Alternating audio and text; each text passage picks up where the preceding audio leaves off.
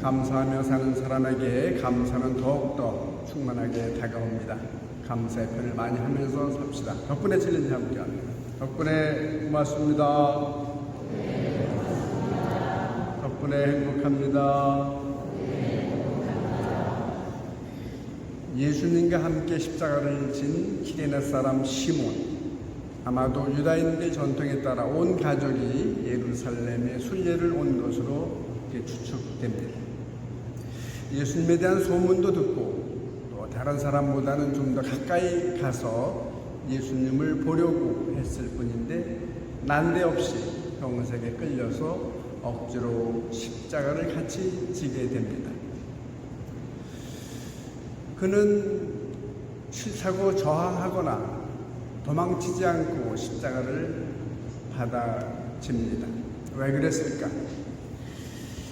강론 준비하면서 여기저기 보다가 보니까 마리아 넷이라는 것에 해바라기님의 묵상글 중에 한 대목이 저에게 다가왔습니다.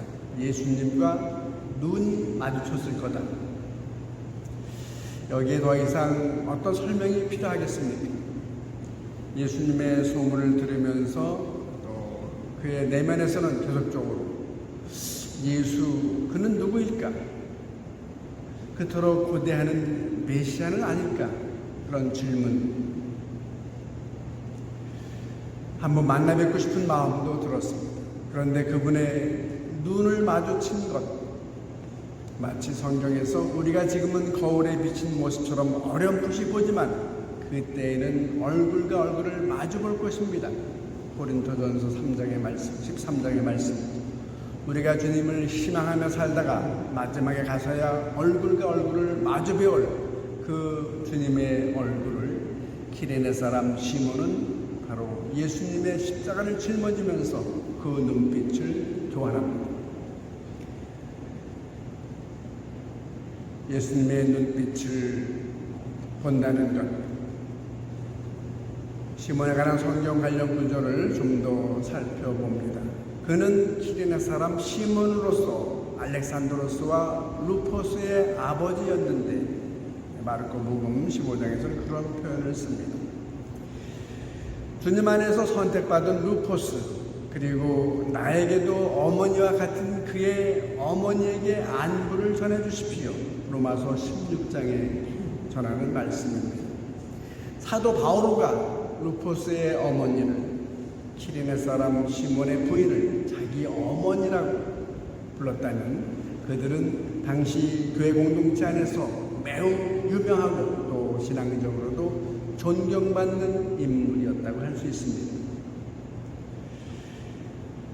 예수님을 만나 십자가를 같이 짊어진 시몬은 온 가족과 더불어 신시 깊은 그리스도인으로 성장한 것이고 또 자녀들도 그렇게 키웠을 것입니다.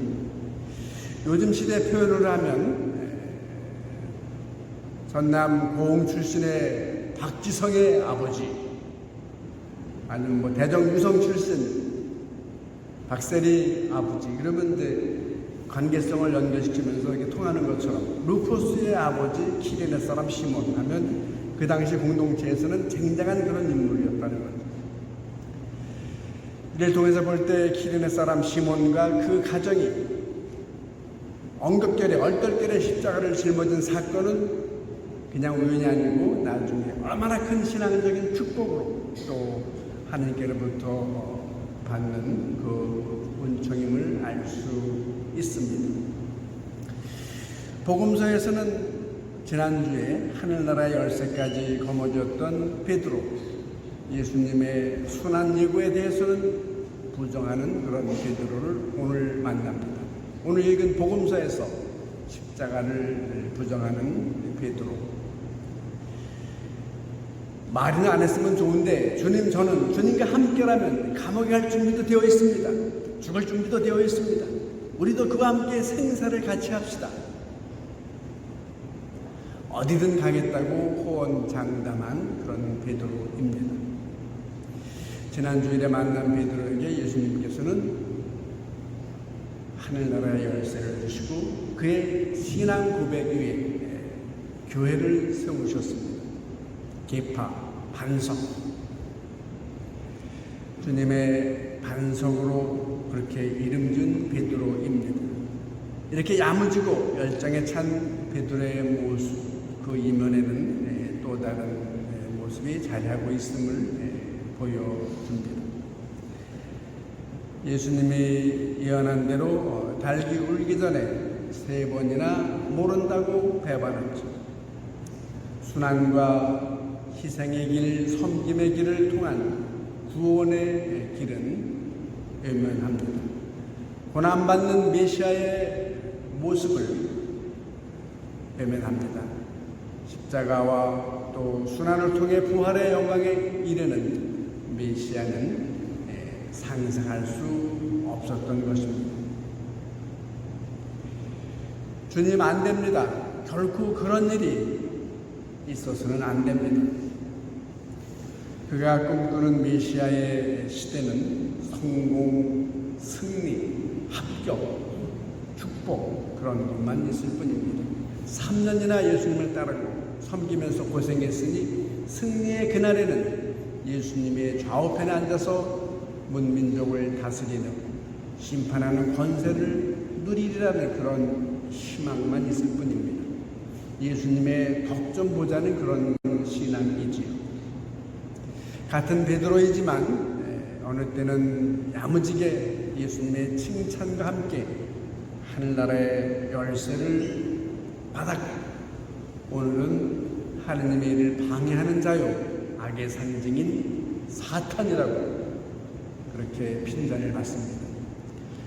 같은 사람이, 같은 베드로가 계파이고 반석이라고 불려지기도 하고 또 사탄이 분열시키는 자라고 불리기도 합니다. 베드로의 이런 모습과 또 십자가를 대하는 우리들의 태도도 다르지 않지요.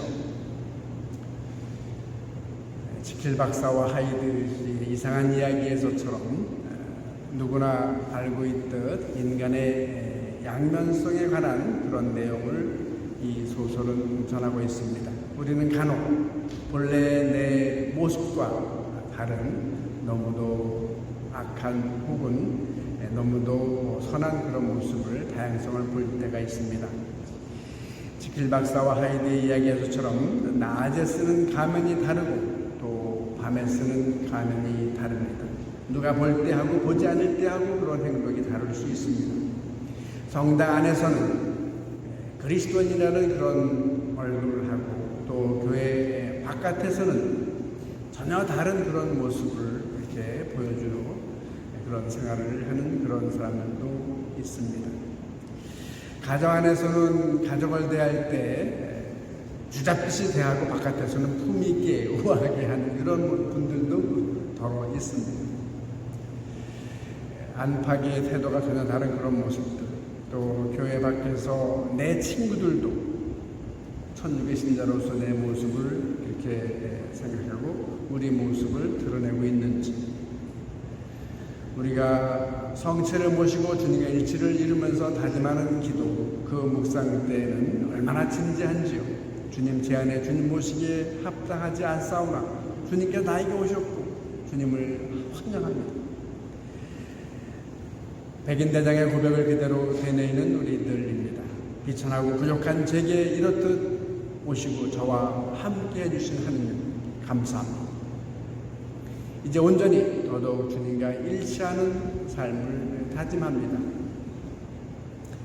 이렇게 성전에서 묵상하면서 바치는 우리들의 기도, 주님과 일치해서 바치는 우리의 기도는 베드로의 반석과 다름이 없습니다. 하지만 우리가 살아온 발자취, 또 성당 밖에서 이런 모습들, 때로는 내 만족만을 채우려 했음을 자주 드러냅니다. 실제의 삶의 현실로 돌아와서 보면 베드로의 사탄으로 변해 있는 우리 모습을 봅니다. 내 계획이 중심이 되고 내 목표의 실현이 우선입니다. 내 체면과 내 성공, 나를 알아주는 데 더 관심이 많습니다. 그래서 주님도 내 소망을 이루어주는 분으로 내 집사로 그렇게 전도됩니다. 주님이 저의 종이 되는 거죠. 바울 사도는 이러한 인간의 이중성을 깊이 체험하고 이렇게 고백합니다. 나는 내가 하는 일을 도무지 알 수 없습니다. 내가 해야겠다고 생각하는 일은 하지 않고 도리어 해서는 안 되겠다고 생각하는 일을 하고 있으니 말입니다. 로마서 7장 말씀입니다. 그러니 베드로의 이중적인 모습은 다름 아닌 우리 자신의 모습이기도 합니다. 누구든지 내 뒤를 따라오려면 자신을 버리고 제 십자가를 지고 나를 따라야 한다. 예수님의 말씀은 우리 신앙생활이 하나님의 뜻을 찾아가는 삶이어야 합니다.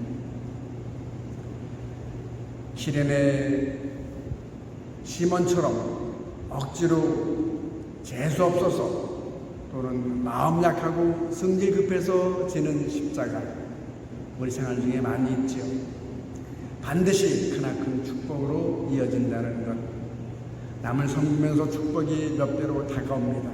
하느님의 뜻과 내 뜻이 일치하는 그 자리에 신앙이 자라나고 은총의 열매를 맺기 때문입니다. 이것이 우리 자신을 하느님께 기쁘게 받아주시는 산 제물로 바치는 일이 될 것입니다.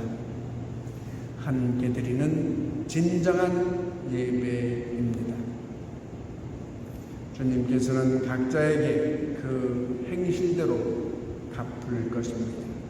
뿌리는 대로 거두는 업보의 삶입니다.